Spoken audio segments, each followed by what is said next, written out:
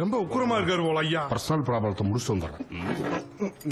சாப்பாடு ஊத்தியா? சாப்பிடுங்க சார். முருங்கக்காய் சாம்பார். இவ்வளவு பிரச்சனை காரணம் முருகேசன் தான். அவன் எங்கயா?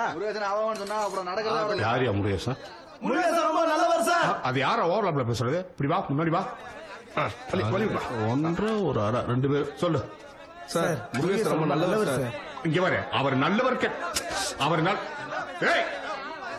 என்னடா சத்தா? கலவரத்துல பாதிக்கப்பட்டவன், கலவரத்துக்கு காரணமானவன் இந்த 2 குரூப் தானே இங்க இருக்கனா?